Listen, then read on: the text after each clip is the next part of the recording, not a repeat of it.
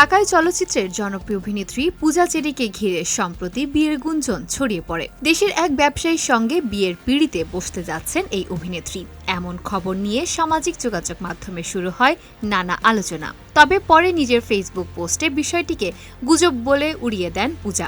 এরই মধ্যে সম্প্রতি একগুচ্ছ নতুন ছবি প্রকাশ করে আবারও আলোচনায় এসেছেন তিনি। নতুন ছবিগুলো নিজের ফেসবুক পেজে পোস্ট করে পূজা লিখেছেন, নিঃশব্দেই হয়ে উঠেছি সেই নারী যাকে একদিন স্বপ্নে দেখেছিলাম। তার এই ক্যাপশন ঘিরেও ভক্তদের মধ্যে তৈরি হয়েছে কৌতূহল। পোস্টটি প্রকাশের মাত্র 2 ঘন্টার মধ্যেই এতে প্রায় 6,000 প্রতিক্রিয়া পড়েছে। মন্তব্যের ঘরে অনেকে তাকে শুভকামনা জানিয়েছেন।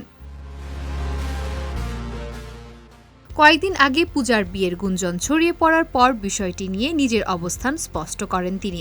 এক ফেসবুক পোস্টে পূজা লেখেন, তাকে নিয়ে মিথ্যা গুঞ্জন ছড়ানো হচ্ছে। এমনকি দায়িত্বশীল পদে থাকা কয়েকজনও কোনো ধরনের সত্য মিথ্যা যাচাই না করেই এসব করছেন বলে অভিযোগ করেন তিনি। পূজা আরও জানান, তার বক্তব্য ছাড়া ভবিষ্যতে তার নাম জড়িয়ে কোনো মিথ্যা গুঞ্জন ছড়ানো হলে প্রচলিত আইনের মাধ্যমে কঠোর ব্যবস্থা নিতে বাধ্য হবেন তিনি। শিশুশিল্পী হিসেবে অভিনয় শুরু করা পূজা চেরি পরবর্তীতে নায়িকা হিসেবে ঢালিউডে পরিচিতি পান।